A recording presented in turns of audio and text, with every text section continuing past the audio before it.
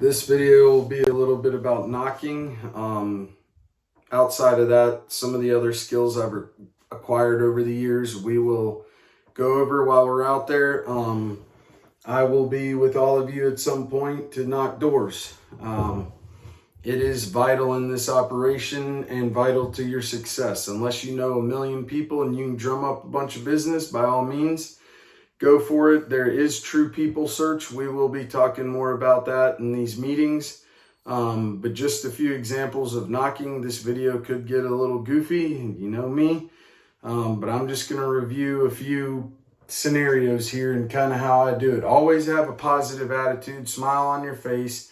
When you're going to the door, if you find something you can relate in, the Georgia Bulldogs, you know, if you're an Auburn fan, they have War Eagle, whatever. If they have dogs, kids, anything, they have a car and you're a car guy, you know, a truck and you're a truck guy. Anything that you can find to relate in obviously helps. Outside of that, knocking's pretty simple. You're just there to help people. Always remember, again, if you look at this like it's $1, I'm not gonna say you're not gonna succeed, but if you look at this about helping people, you will be better off. The more people you help, the more money that follows.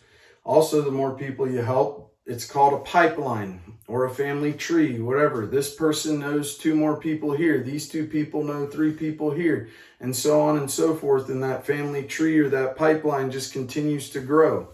Anywho, a few scenarios here. So I'll go up to the door and knock, and I have a smile on my face, you know, and they come to the door and I say, "Hey, I'm Jordan Miller with Edge Homes and Exteriors. How are you?" You know, and I'll hold my hand out depending on the situation, you know. Let them say something, and lady says, "Hey, I'm Nancy Sue. How are you doing today?" And, "Well, I couldn't help but notice you had an old 3-tab on your roof. When's the last time you had anybody look at it?" You know. And at that point, I just vibe with them. Nancy Sue may be like, "Well, Jordan, I hadn't had anybody look at it." At that point, I go straight into, "Well, just out of curiosity, are you familiar with the difference between a no-fault claim and a regular claim?" "Well, no, Jordan, I'm not." Well, at that point, I just explain to them the difference. In a normal claim, or just a regular claim, a lot of people get scared of claims, and this is where you need to separate the no-fault claim from the regular claim. In a regular claim, if you and I hit each other in our vehicles, our premiums are going up. In a no-fault claim, it's an act of God, Mother Nature event. Wind, hail, lightning striking a tree, wind blowing a tree over. Again, you're going to know if somebody has a tree on a house.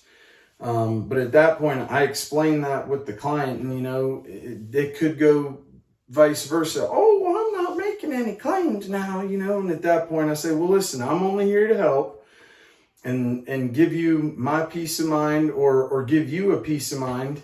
I'm not giving her a piece of my mind, but you know what I mean. To give you a peace of mind. It's a free peace of mind, but hear me out just for a minute. And I explain that difference in a no-fault claim, and I couldn't throw a percentage out there, but more times than not, they actually now understand the process. And truthfully, in a no-fault claim is how we have a job at the end of the day with these insurance companies, or fighting for them for your client. But at that point, you know, Miss Sue, after explaining that, you know, she might be like, "Okay, well, what needs to be done?" You know, and at that point I go, "Well, just out of curiosity, who's your insurance company?" You know, and she'll tell me. Not that it really matters, but if I know I'm dealing with Allstate versus Chubb, you know, I might handle my inspection a little differently and actually do my argument, my 10x10s and whatnot while I'm up there. If it's you know, Allstate, Cincinnati, or State Farm, and I know I'm going to have an argument out of the gate, or probably, and I'll show you guys some of the ones that I haven't shown yet. I'll show you how to do that. Other than that, I kind of look up and I say, "Hey, you know, well, Miss Nancy, it's going to take me about 25 minutes to do this inspection. Once I get done, you know, I'll knock back on the door and we'll review over the next steps." And then at that point, review back, do your inspection, and then review back to your phase 8. Pending damage. Again, I'm very picky about what I knock. You know, if I get up there, it's pretty much probably going to get a new roof. You know, unless it's Allstate and they are acting like Ray Charles out there. But at that point, I'll turn it around on them. But I do my inspection, I get down, and again, that whole phase 8 there, but immediately I get down, knock on the door, and I get inside, and I say, hey, I've taken a lot of pictures and photos, or I'm sorry, I've documented all the damage. I'd like to review that with you if you'd like. Most people don't really care about photos, but I'll show them a few and just explain, hey, there's wind, there's hail damage up there. Whatever I've found, I'll explain to them, and I'll say, hey, I don't have people make claims unless I'm, you know, almost 100% sure that you're going to get a new roof. And at that point, you know, the trust is instilled. And then, you know, I say, hey, before we call this in, I'd like to review something with you. And I go over all that and, you know, the details that are in these pamphlets. Again, some of y'all will be less is more and just bring a color book. You might not bring anything and handle it all via email. Whatever works for you works. There's no right or wrong way in this.